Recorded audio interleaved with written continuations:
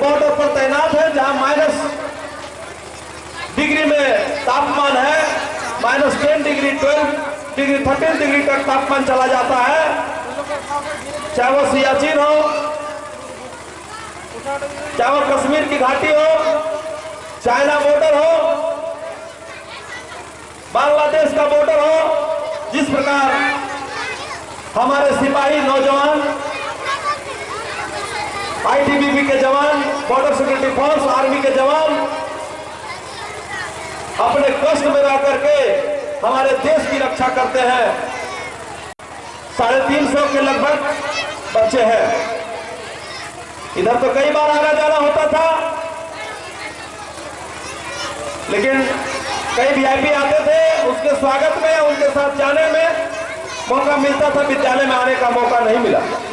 हम जैसे ही विद्यालय में प्रवेश किए, हमारे अपने कोड़ों में, लखारी में ही हमारे रिलेटिव हैं, उनके भी बच्चे यहाँ पर हैं। और जैसा विद्यालय का परफॉर्मेंस है, बहुत ही अच्छा परफॉर्मेंस है। बच्चों में जो अनुशासन है और जो स्पीच का कला है, इससे प्रमाणित होता है कि कुशल शिक्षक के द्वारा बच्चों को कुशलता के साथ विद्या ग्रहण की जाती है। यहाँ पे हमें और भी गौरवान्वित महसूस होता है कि जिस प्रकार बच्चों के अलावे यहाँ के अभिभावक इस विद्यालय के प्रति अपनी उपस्थिति जताकर अपना आशीर्वाद और दुआ देने का काम किया है। निश्चित है कि विद्यालय आने वाले समय में मुकाम हासिल करेगी, और उस मुकाम हासिल कराने में हमारी ओर से हमारी सरकार है, भारतीय जनता पार्टी की सरकार है। मैं कोडरमा संसदीय क्षेत्र का सांसद प्रतिनिधि के रूप में भी नियुक्त हूं। संगठन और सरकार के माध्यम से कई विद्यालयों में सहयोग किया हूं। बच्चों के लिए मैं कई रिस्क लिया हूं और यहां के लिए भी लेने के लिए तैयार हूं। साथियों, मैं एक उदाहरण पेश करना चाहता हूं। 2006 में बच्चियों के लिए कस्तूरबा आवासीय विद्यालय की स्थापना हुई थी। उसमें प्रत्येक वर्ष 50 विद्यार्थी को लेना था, 50 बच्ची को लेना था। लेकिन अब झारखंड सरकार ने, आदरणीय रघुवर दास की सरकार ने प्रत्येक वर्ष 50 बच्ची का और एक्सटेंशन किया है कि प्रत्येक कस्तूरबा विद्यालय में 50 की जगह 100 बच्चियों का नामांकन होगा। वह कस्तूरबा विद्यालय जहां बच्चों को मुफ्त भोजन, मुफ्त शिक्षा, इंटरमीडिएट तक पढ़ाई और उसके बाद मुफ्त इंजीनियरिंग की भी व्यवस्था है जा सकती थी। लेकिन उन बच्चियों की रक्षा के लिए उस जंगल में ना बने, इसके लिए हम अपने जान की परवाह न करते हुए आत्मदाह की घोषणा करके गिरफ्तारी दिया था, और आज वह विद्यालय सही स्थान पर बनने के लिए आतुर है।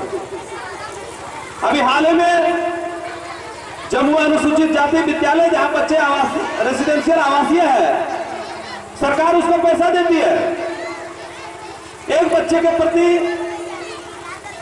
1500 रुपये है, लेकिन वहां के अध्यापक बच्चे को इस प्रकार छोड़ दिए थे कि बच्चे को जॉन्डिस, मलेरिया, टाइफाइड हो रहा है। अध्यापक को कुछ है कि आज मैंने कम से कम एक गरीब का मदद किया, एक बेसहारे का मदद किया।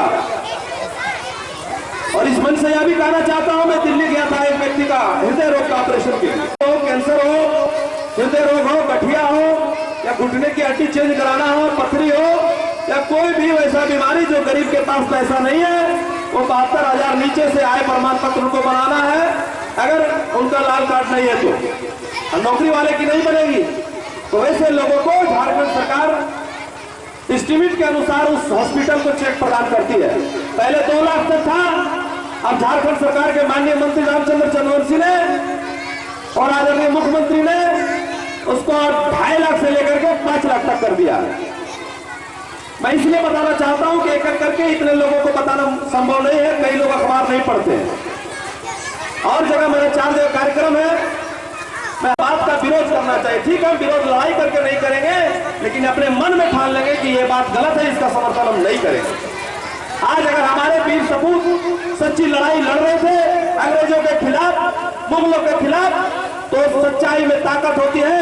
तो 1947 में जाकर के हमारा भारत देश आजाद हुआ, जिसका हम लोग आज पर्व मनाते हैं।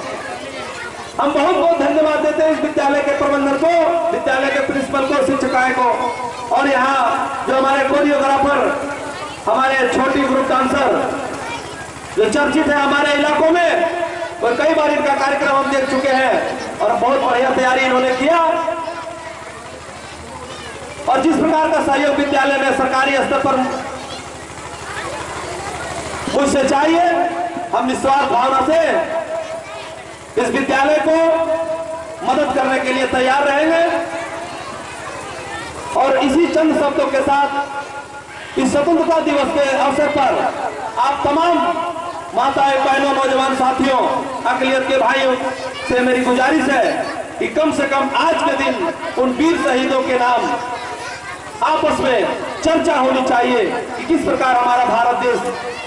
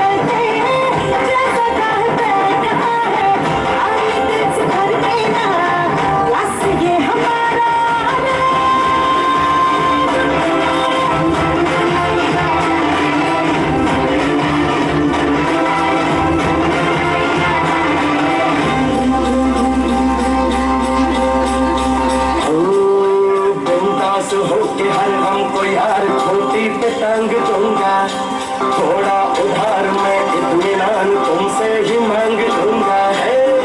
सीखा मैंने यार जो तुमने सिखाया रे, दमदार नुस्खा यार मैंने भी आजमाया रे।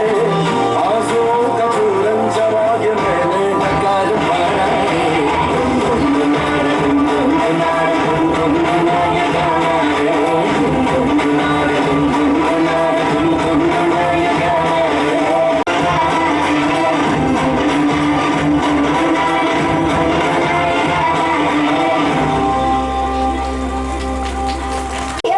प्राचार्य शिक्षिकाएं विभागों को मेरा अभिनंदन एवं स्वतंत्रता दिवस की हार्दिक बधाई।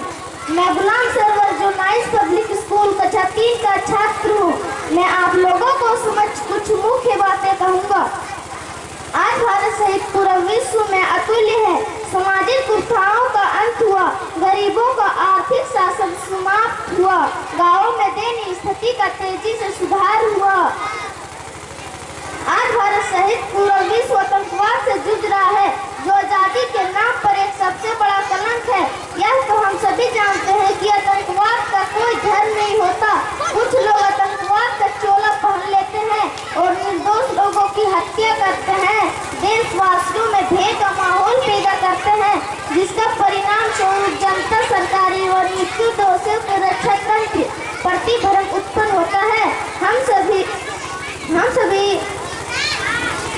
सभी भारतवासियों को चाहिए कि आतंकवाद के खिलाफ एकमत तथा एकजुट होकर सरकार को सहयोग करें। धन्यवाद। जय हिंद, जय Bharat. Thank you very much.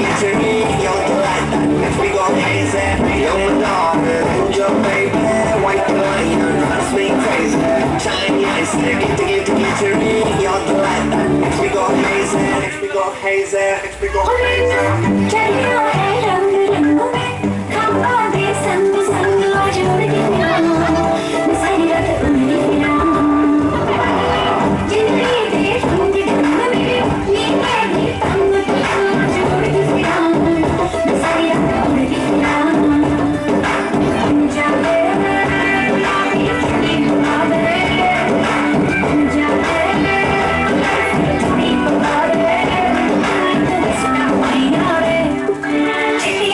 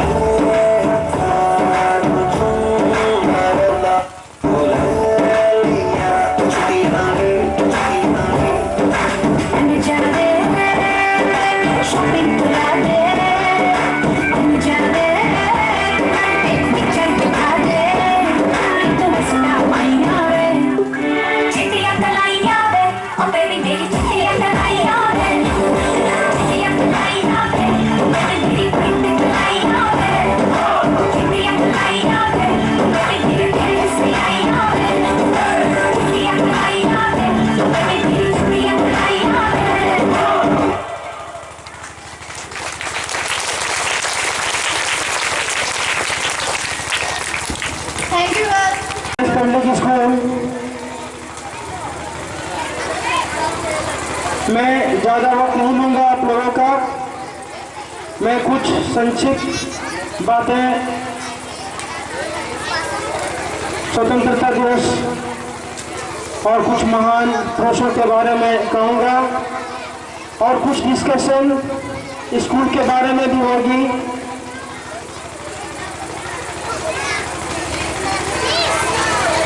तो लगभग आज का दिन हम सभी जानते होंगे कि आज का दिन 15 अगस्त 1947 को हमारा देश ब्रिटिश रूल से आज़ाद हुआ था और इस आज़ादी में कितने नौजवान शहीद हुए, अपने खून को पानी की तरह बहाए और कई सालों के बाद मेहनत और मुशक्कत करने के बाद तब जाकर के ब्रिटिश रूल से हमारे देश को उनकी गुलामी से आज़ाद दिलाए, आज़ाद कराए। सुभाष चंद्र बोस, पंडित जवाहरलाल नेहरू वगैरह बहुत सारे महान पुरुष हैं जिन सभी ने मिलकर हमारे देश को आज़ाद दिलाने में काफ़ी सहयोग किए।